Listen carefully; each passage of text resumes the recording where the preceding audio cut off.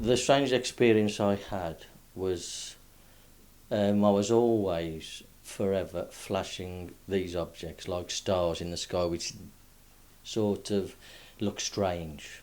There was other sort of swelling up a bit, sort of oscillating. It just didn't look right. Sometimes they'd be bright orange. So I always used to grab a torch and flash them, and they started flashing back, which was a bit strange, and then they'd fly off at high speed, you see. Well, this particular evening, it was about 7 o'clock, and I was upstairs on my landing, where I used to live in. It was a place called Clent, which was outside Stourbridge, and right opposite my hallway was an horse's field. And in that field I observed two reddy orangey orbs side by side, just hovering there. Well, I grabbed my torch and I flashed it a couple of times, and the light on their left and my right flashed us back a couple of times. I then shouted my wife and my son. They came upstairs and I said, "Watch this." Did it again, and all of a sudden this object rose up from the field. And my wife screamed out, "It's the black triangle," you see. So it just rose about the field, and then it came towards our house. And we then ran downstairs. We stood on the outside, just observing, there. I was just stood there, staring up at it. There was the three of us, and it was absolutely huge. It was black, silent, about the size of a football pitch. There was three pale blue lights, one in each corner, and then like a reddy orange orb flashing on the front of it. And after about 30 seconds, it just turned round, totally silent, and then it moved towards Stourbridge. And the following evening in the Expression Star, there was loads of sightings of that object. So, Right. yeah. And that got you to seek someone out, or you got a message to seek someone out and talk about it? No, well, years before that, I actually helped start up a group called UFORM in Stourbridge, which is UFO Research Midlands, you see.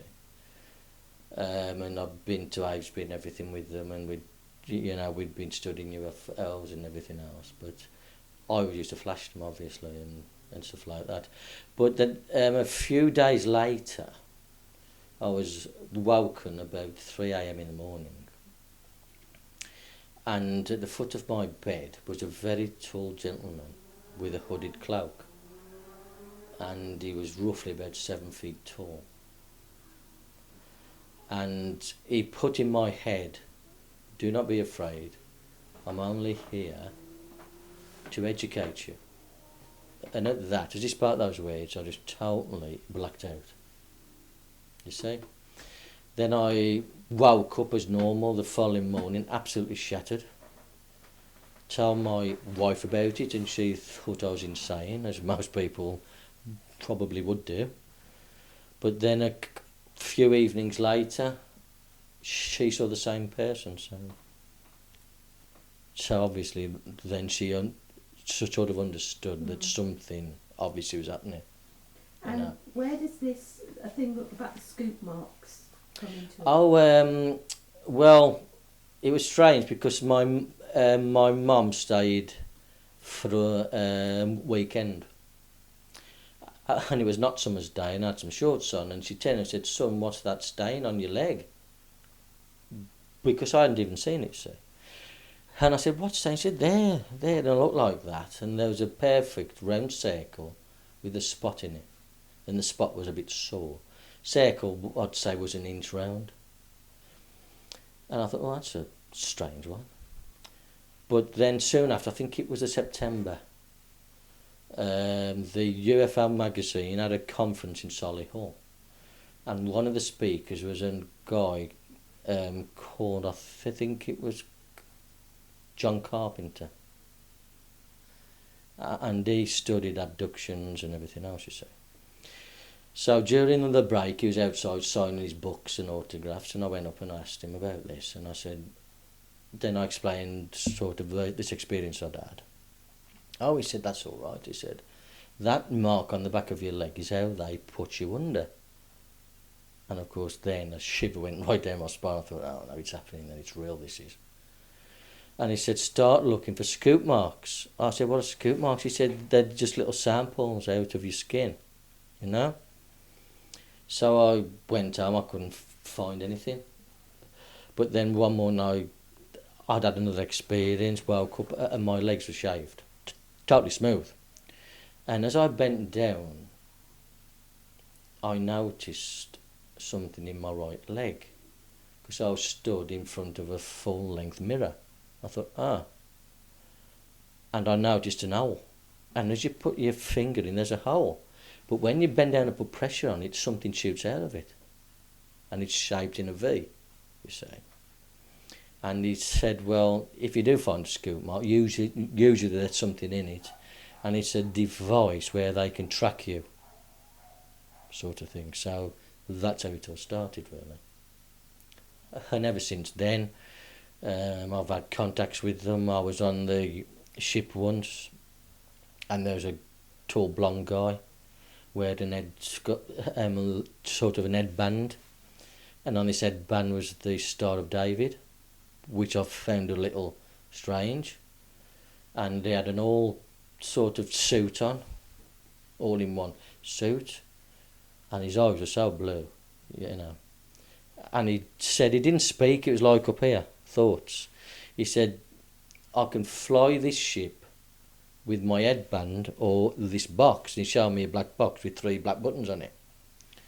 And then he showed me an entrance. He said, if you look out there, but be very careful, because the railings are magnetic.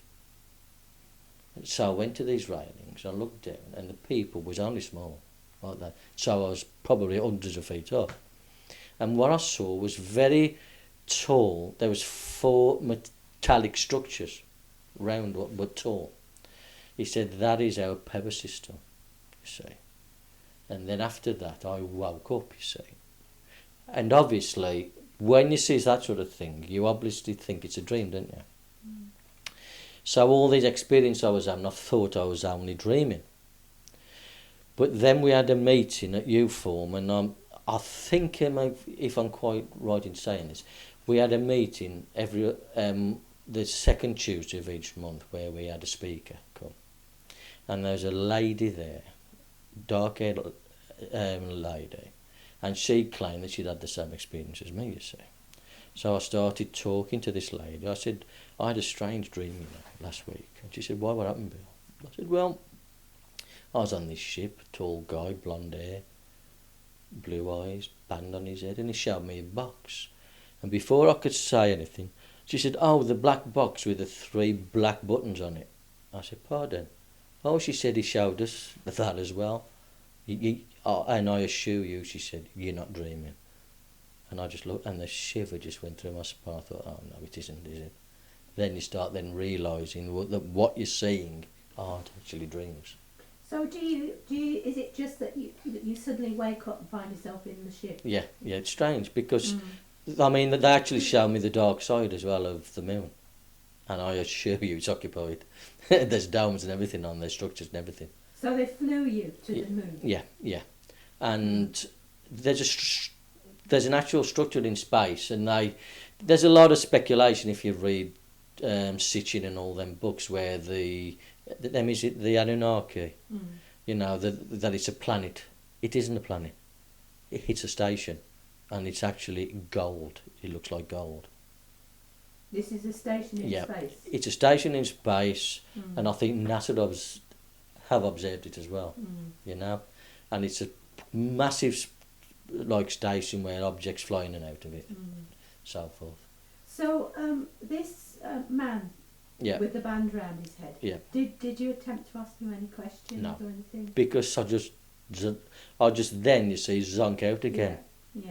It's strange, but as you go on, I mean, I can sort of vaguely remember one sort of experience where I was being walked through a group of people. And I heard voices saying, who's this then? Sort of thing, it's straight. Who's this sort of thing? There's all these people there.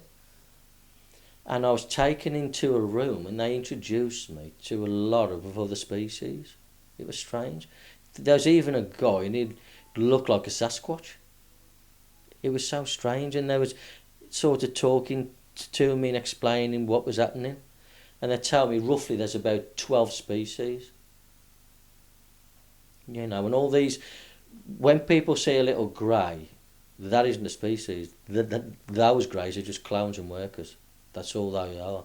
They actually collect you and take you where you have to go. Right. So,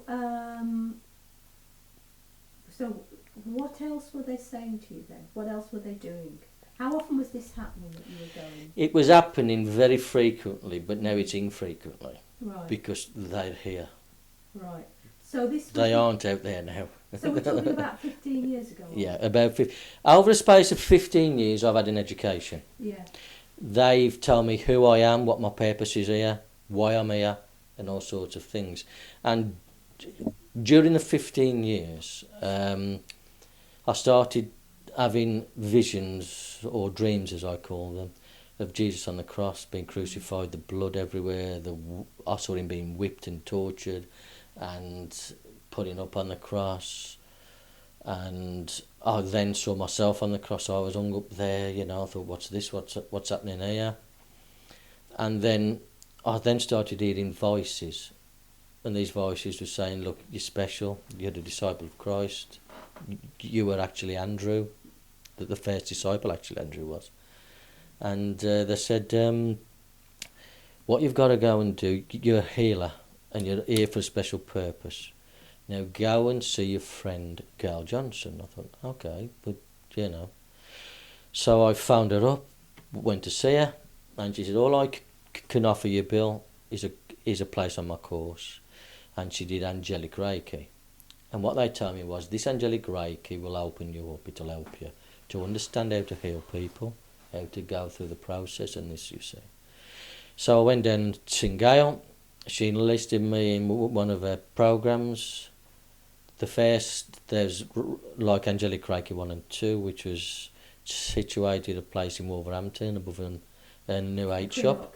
Yeah, that's it, Equinox, that's it. Yeah? Yeah. Yeah. And there were 7 of us, 6 females and me. And I just felt so strange because most of them had done sort of Reiki and everything else, but this was what I've been told, Angelic Reiki is sort of more advanced or something. And of course I'd never done anything, not a jot. I thought, why am I here, sort of thing. And they just kept saying, look, this is the start, this is what you got to do. And with Gail was an Indian lady with long black hair, but she never spoke all afternoon, you see. And I was observing us going through our training and this and that, and then we was taking in turns healing people on the beds and this and that. And then every person I was working with, they said that they had a zap of energy through them from me, and they were seeing visions. One lady claimed to see me talking with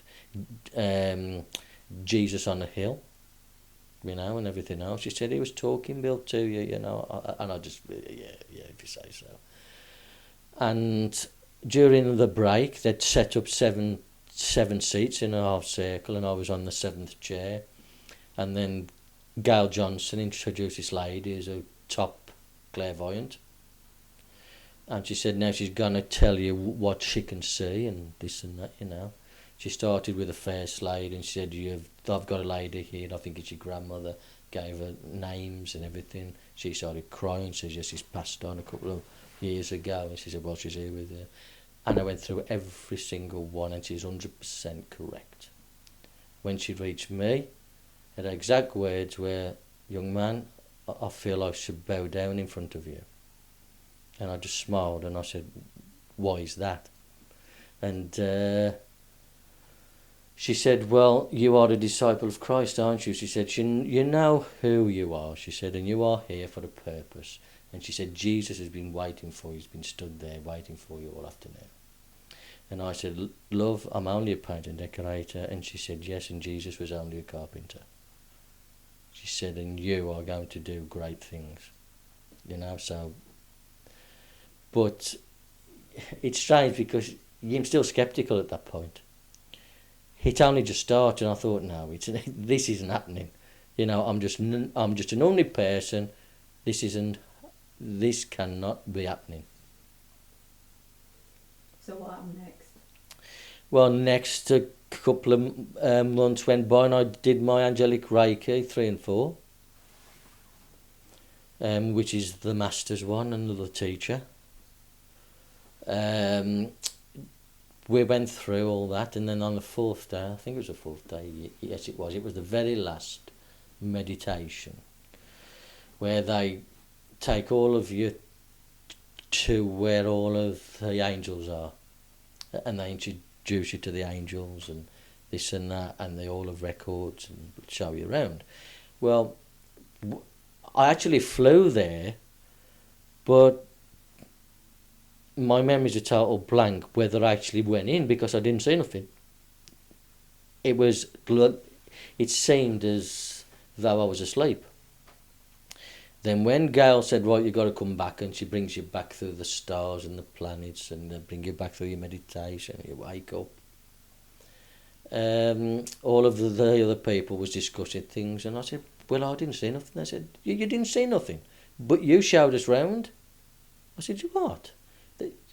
Then I said, you introduced us to all the angels, you took us into the Hall of Records, which was in Hebrew, and you deciphered everything for us, and I hadn't even got a clue about that. But the strangest thing happened, and I mean, it's an horrible thing to discuss, obviously, but I had a very bad pain in my stomach, and I ran to the toilet, and it was just black.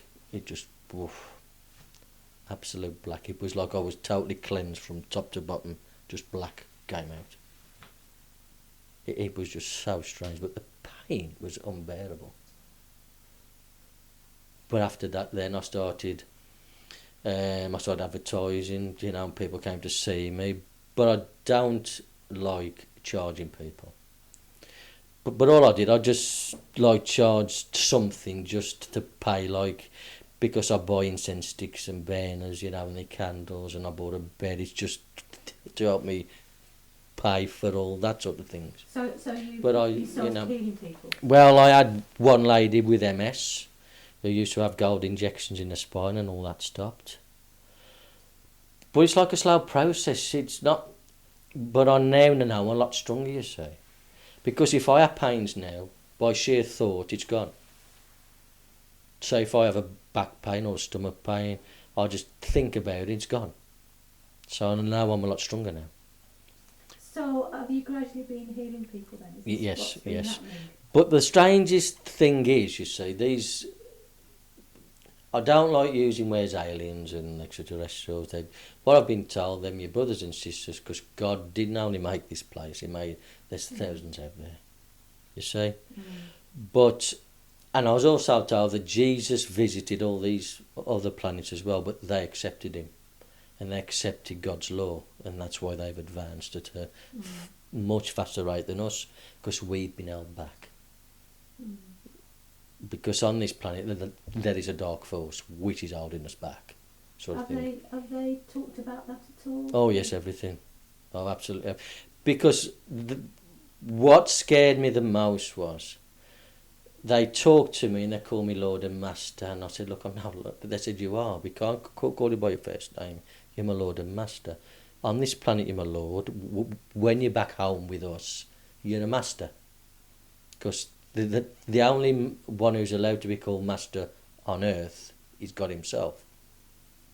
So after this course, or during this course, since then, you were still getting these visitations, if you like. Oh yeah. And they were teaching you things. Yes, they've been all through the 15 years when I've been asleep in bed. It's like I'm at school. It's like I'm being taught, and it's just bang, bang, bang, constantly, all the while, and sometimes I do go, so I'll just leave me alone, you know. But then they then revealed something, you know, to me. They said, by the way, your name isn't Andrew, that's who you were in the previous life, but you're a master. And your master's name is Lord Belsar Cikyol. And you are an ascended master, and there's 12 of us. 6 are here, and 6 have stayed there. But all of us have got a specific role to play. You see, and my specific role is to heal people, go into lectures and talks, and I'm trying, because what God's angry about is that His commandments were broke, especially the Sabbath.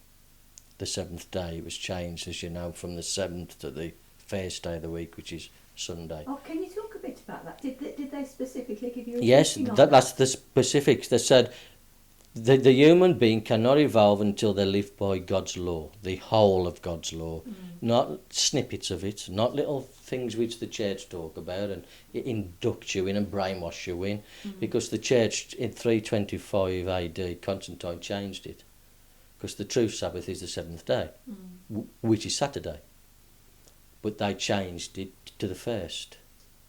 So actually they've broken God's law, and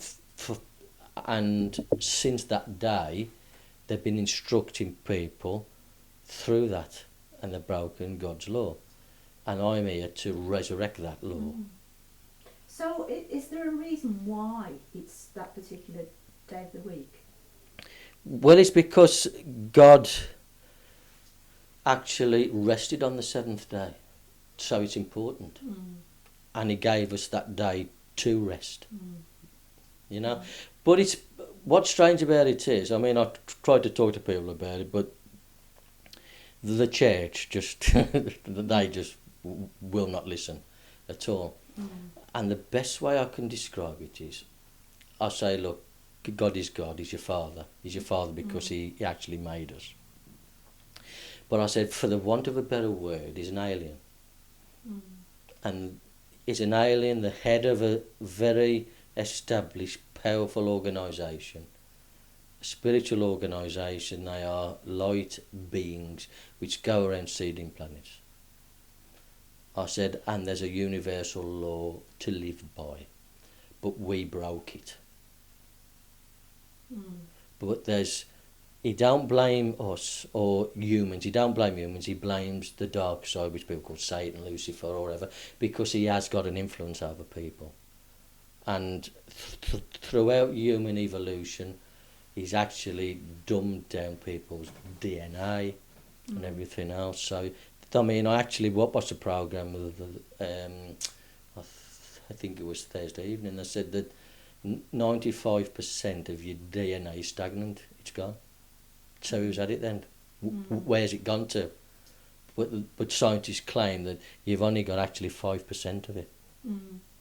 Yeah.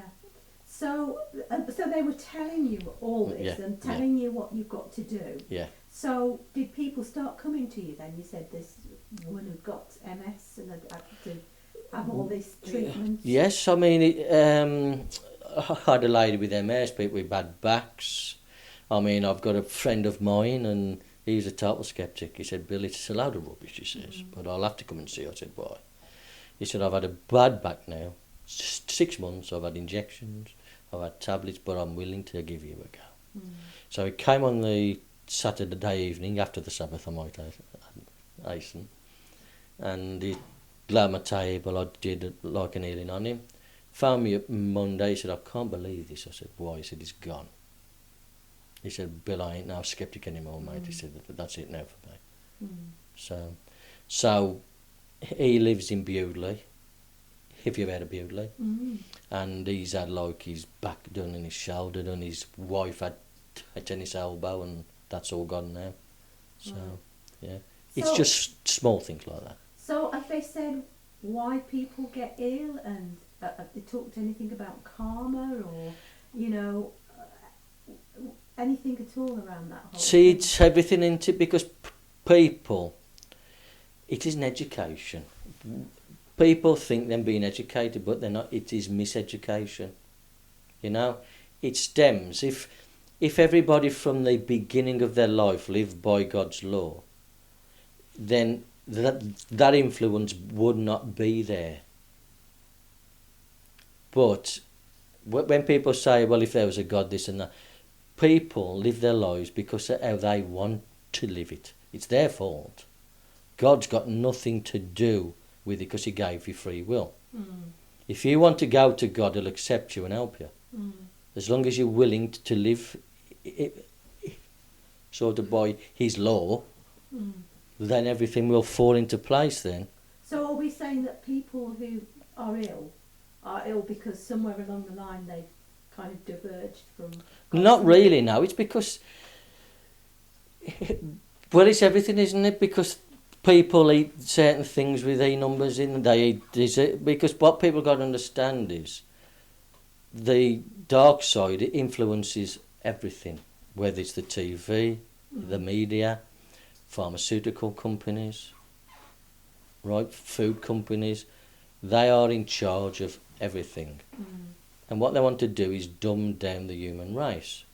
Have they talked to you about you know, extraterrestrial groups that are influencing, you know, the human... Yes, because, well, it's strange because they're actually smart. That says, you've got the internet and we've got an Ethernet.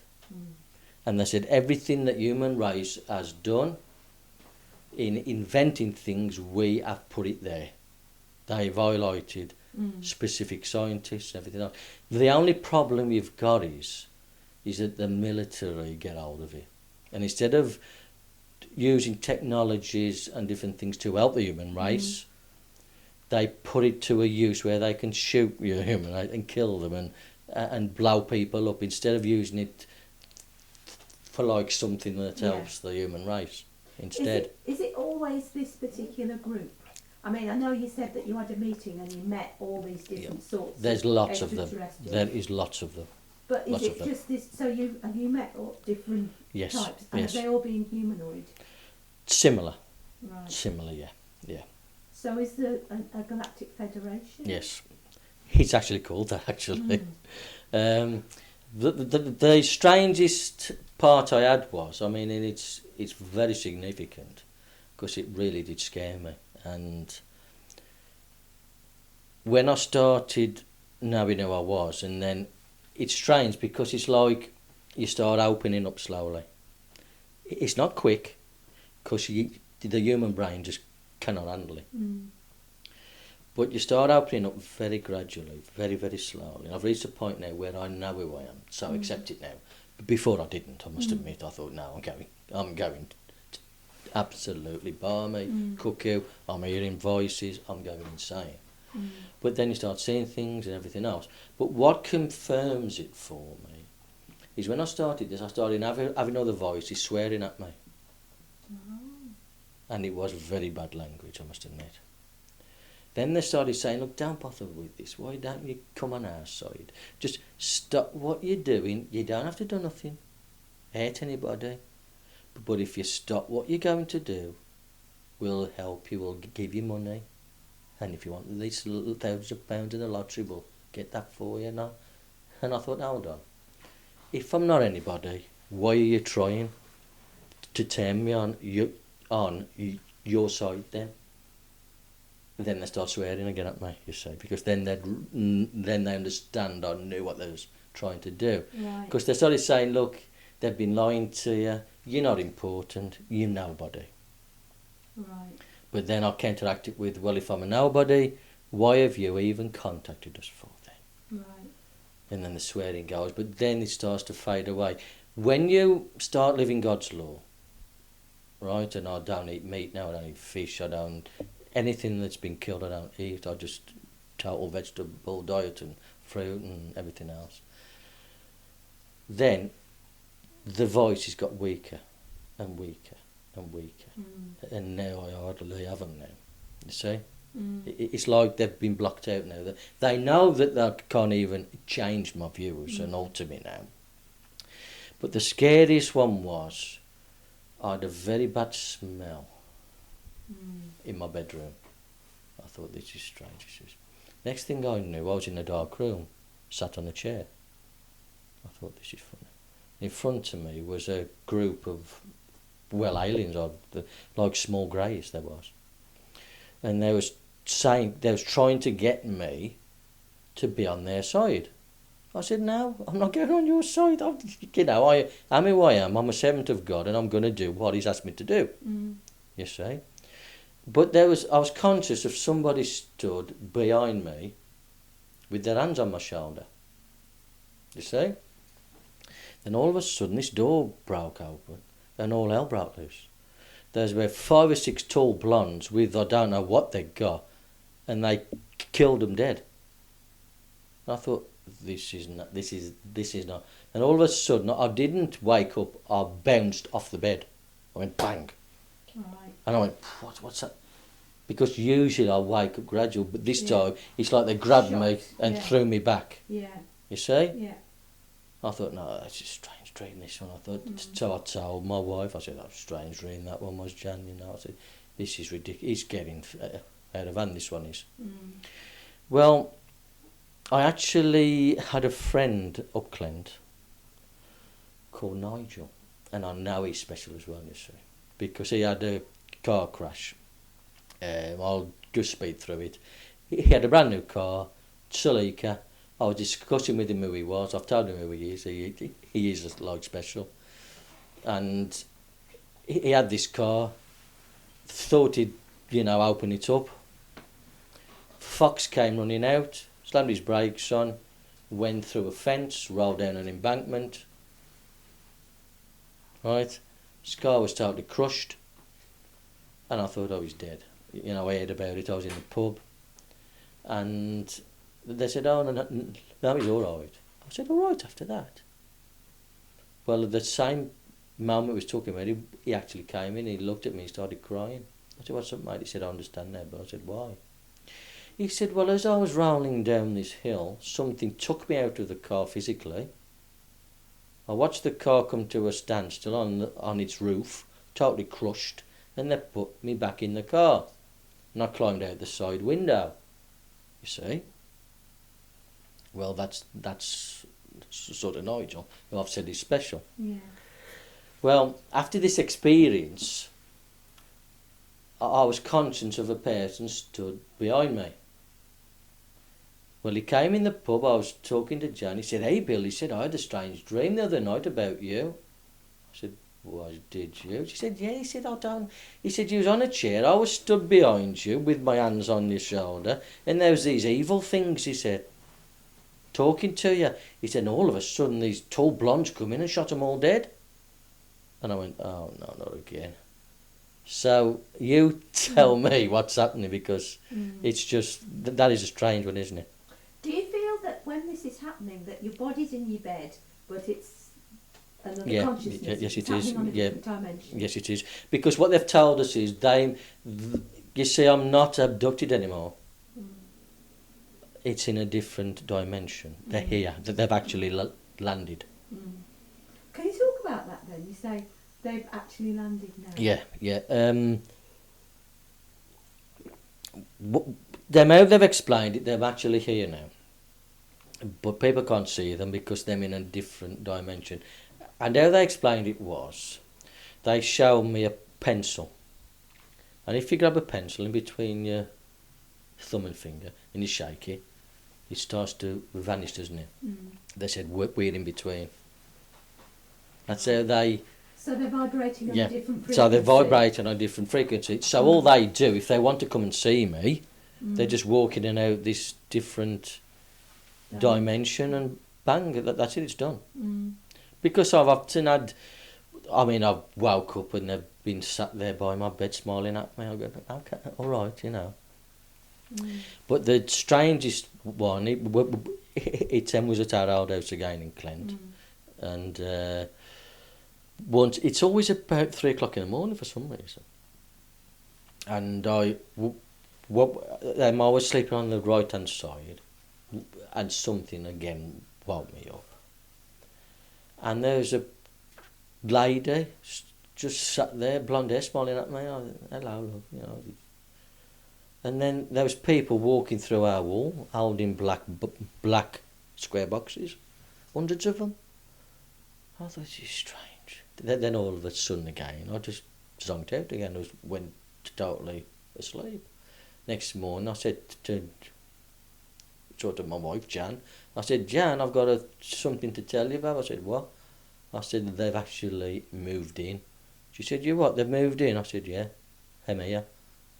And that's how it all started, you see. And the strangest thing was, once again, as I said, early in the morning, Simon, he sleeps, I mean, you can't wake him. He's just dead.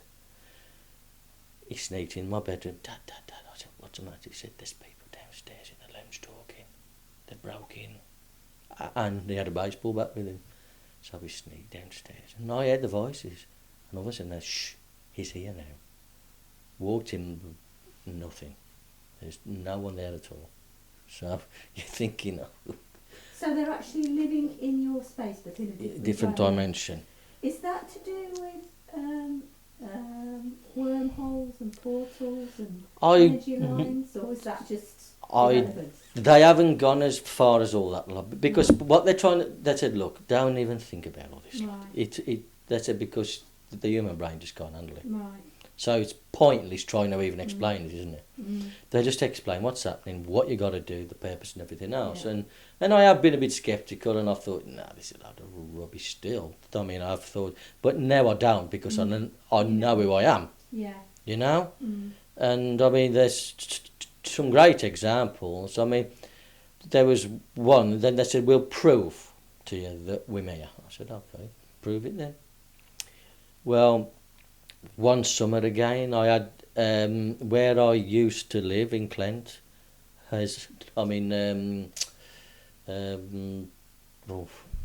Somerset now, had a big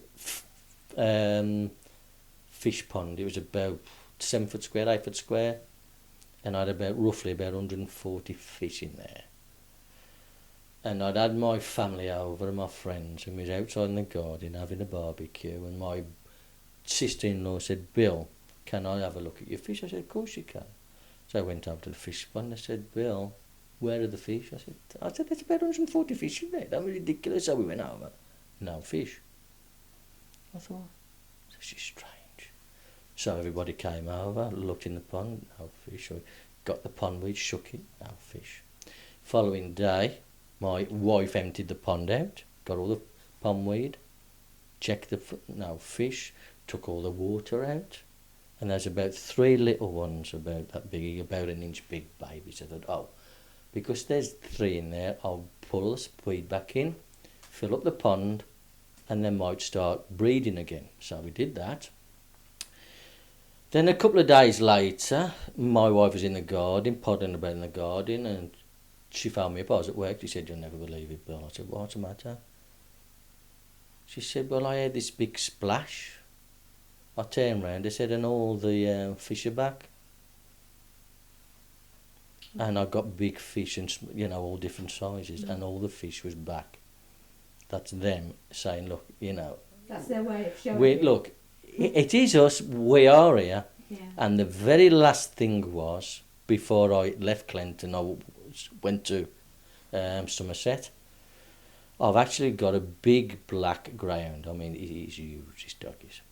And I heard him, it's about 1 o'clock in the morning, because I looked at the clock. Because if he starts crying, he wants a wee and he wants to be loosed out. So I trundles downstairs. Sam? No, Sam. So where's he gone to? And went in the lounge, turned on the light. No, Sam. Oh, this is strange, this is. Went into the downstairs loo, I think it was at the time, yeah, downstairs. No, Sam. Checked in the dining room. No, Sam. I mean, this dog's huge, it's massive. Went into the kitchen. No, Sam. I thought, oh no, I haven't loosed him outside, have I? And he's been outside all flaming night. So I opened the back door, shouted him, nothing. And I still heard him crying. I thought, this is ridiculous. Where is he? Then I thought, oh, he might have got stuck upstairs in one of the bedrooms, because we've got 3 bedrooms, see? So upstairs I went again. Checked Simon's room, it's empty at the time. No Sam. Went into our bedroom again, because sometimes he sleeps on the floor at the foot of the bed. No Sam. Spare bedroom, no Sam. I thought, now I got scared now. Went downstairs, I thought, right, now let's think this out logically. So I went through all my steps again, the lounge, the dining room, the downstairs toilet, the kitchen.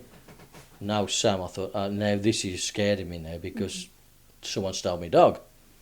Halfway up the stairs to tell my wife, I heard, "It's all right, Lord, he's here." I thought, oh, turn round, and he was on the downstairs. It was lay in the lounge on the carpet. He looked at me and he shot up that stairs. He just went straight past me and shot upstairs. Right. Yeah. So again, so that's your physical. Yeah. So how can you lose a big black greyhound? You can't, can you? Yeah. It's impossible. Yeah. Yeah. You know. Some people have said, the skeptics say, well, as you was in the lounge, he might have sneaked into the dining room, and then when he went into the kitchen, he sneaked out. I thought, he ain't that clever. Mm. So, you said that you'd had some truck with the Spiritualist Church, is that? Oh, yes, they're the strange ones, aren't they, the churches? Well, I mean, you see, the point is this. God says, look, you've got to try and amalgamate everybody. You can't, because the Catholic Church is against the spiritualists. They call them Satanists because, everything else and blah, blah, blah. But as I try to tell people, look in your Bible, what was a prophet? They foretold the future. Mm. It's only the same as what people... It is a God-given gift. Without God's instruction, without God saying so, a spiritualist or a clairvoyant cannot talk to the spirits, can they? Mm. Without God say so, it's impossible. You see? But the churches, they poo-poo it, don't they, and they do everything else. But I was at a spiritualist church in Cikyol, and I was there, and I had a super evening, people on stage talking and this and that, doing the bit. Then, when it's all over, they go in the back room and have a cup of coffee and tea and everything else, and I sat down talking to the spiritualist husband, who's a friend now. And this lady came up, she said, "Oh, by the way, there's a lady in there, if you need any healing, just pop through and have some healing done." And I offered my service. I said, "Well, I'm a healer. If any people need help, I'm here. Give my services free, Mm. "Oh," she said, "and what are you?" I said, "Well, I'm an angelic reiki, I do faith healing." "Oh," she said, "we can't have your sort here." Right. So, and I think, great. I said, "But healing's healing, in it, I'm not going to, harm people." Right. But it's because you got the church and everyone at each other's throat, you see. Yeah. And that's the dark side again. Mm. The churches and all these people, the spirit don't realise that they aren't in charge, he is. Mm. The dark side's in charge. And he's got them at each other's throats, you see. Yeah, yeah. Instead of looking at things, Jesus even spoke about reincarnation. Mm. But the church will argue he didn't, but it is. I think it's in Matthew 17. So I must ask you, Bill, I can't contain myself, what is happening in September? September. It's when I start. They said everything's going to come now to a fruition. I've got to go out there, I've got to go to America, I've got to preach God's word, I've got to heal people, Because I've got to get... You see, everything's happening, isn't it? People understand that now. The spiritual, it's getting stronger. It's getting stronger. Yeah. And unless they go back to the basics, you've got to live by God's law. Yeah. That's it, end of story. Mm. And if they do, then they will receive the spiritual awakening. Mm. Because how they've put it is, there's 3 parts to every human, and it's all over the universe. There's your mind, your body, and your spirit. Mm. At the moment, the spirit's detached. Your brain, you're only using roughly 10% of it. Okay? And it's all because through foods and education, or like miseducation, and the churches trying to brainwash people. Yeah, you've been dumbed down. Instead of being educated, you've actually gone backwards. You see, and they say the spiritual awakening is when the mind, the body, and the soul all come together as one, and then they'll open your DNA up to what it is or should be, right, and they'll also open up your brain so that you'll use 100% of it. Once you're capable of using 100% of your brain, the brain will acknowledge the spirit exists, and then it all comes together, and then you'll be, instead of being like this, you'll be spiritual beings. Have they said something about 2012 then? Yeah. Well, it's not. It's not what they say it is, where the earth's going to be destroyed. It's the beginning. It's the beginning. Right. It's not the beginning of the end and destroy. There is going to be earthquakes because that's the natural sort of way things are. Yeah. There's going to be floods. There's going to be natural air sort of, but it's not going to be brimstone and fire and everything else and stuff like that. You know, and Christ, he's on his way. He's coming back. Yes. In the physical form. Yes. People say, well, it's not in the physical form. Of course it is. When God's here, because I see him as well, I see God as well.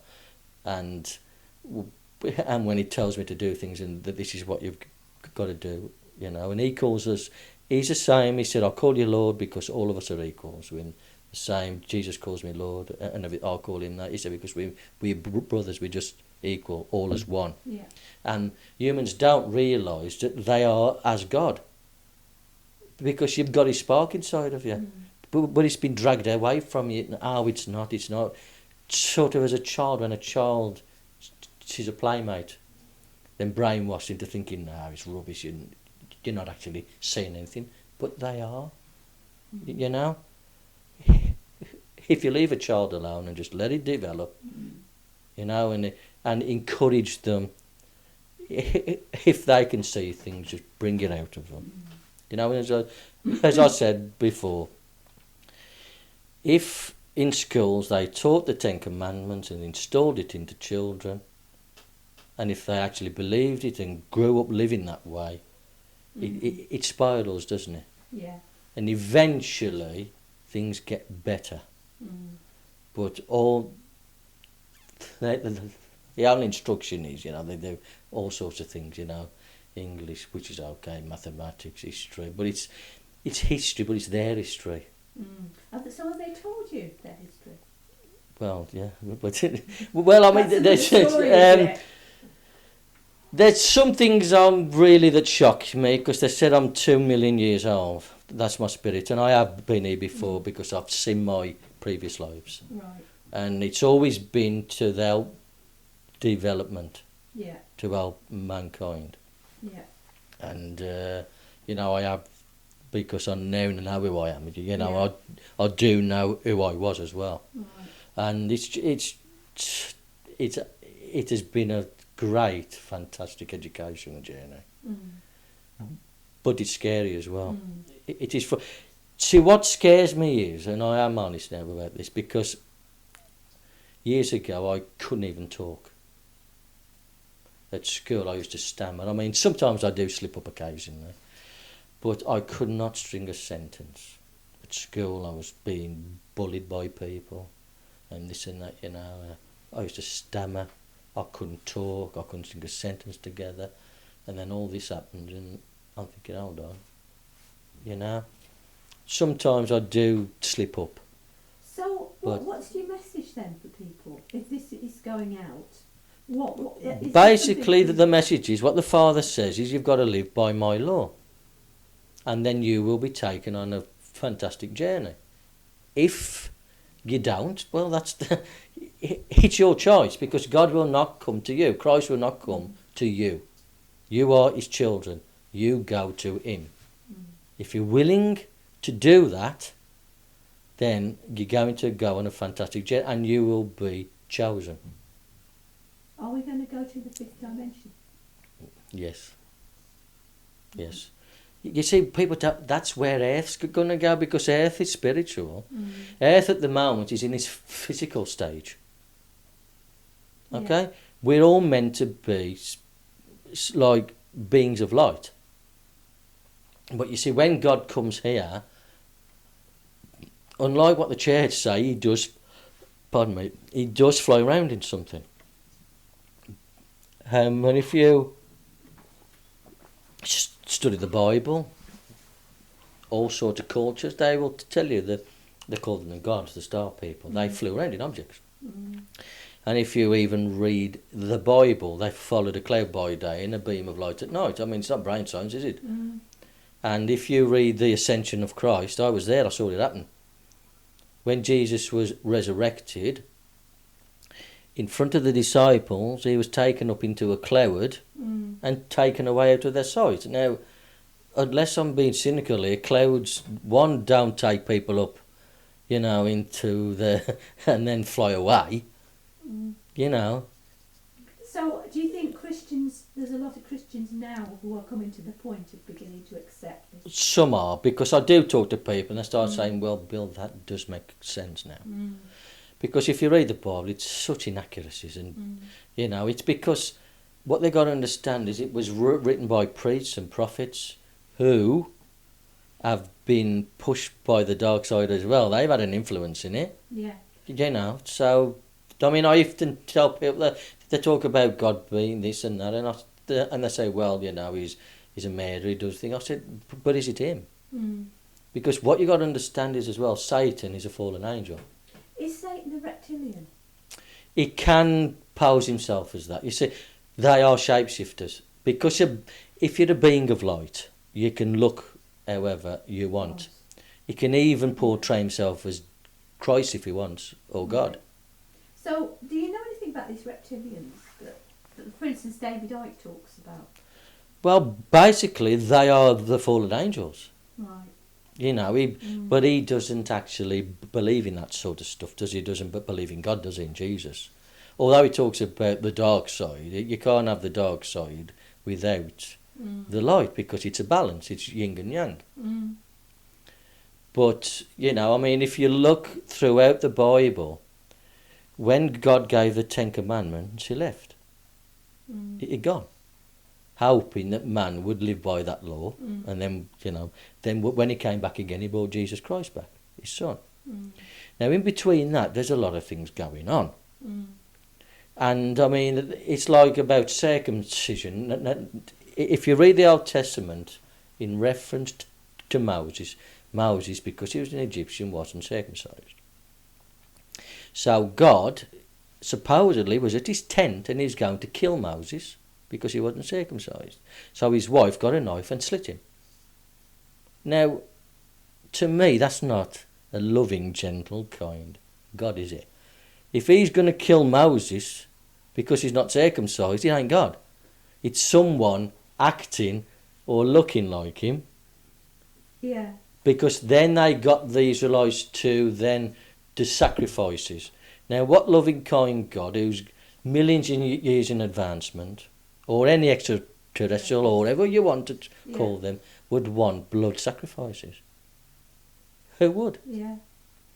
Sounds logical. It's only a nasty, dark force which wants that. Because once they start killing things, which is against God's law, thou shalt not kill, then all this goes into the ether, into the, it spreads out, all the agony, all the trauma, and it all gets soaked up.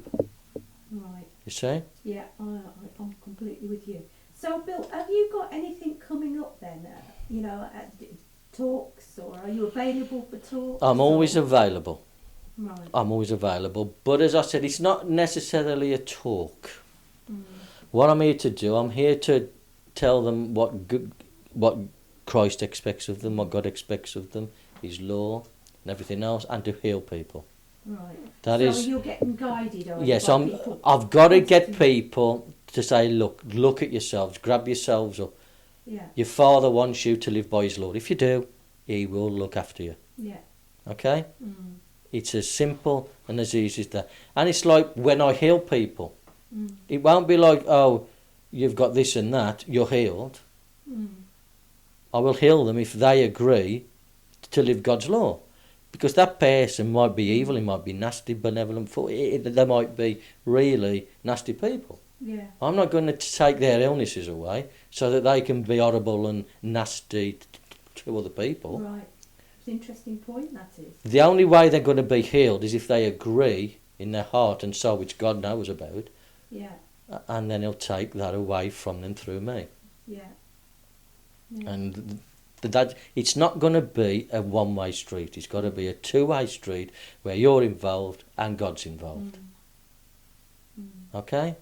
It's not like, oh, well, I want to be healed and this and that. Because there's a lot of healers out there, and you've gone to see faith healers and nothing's happened. Yeah. It's because how can you expect God to look after you if you're saying, no, God don't exist anyway? Yeah. It's stupid. Yeah.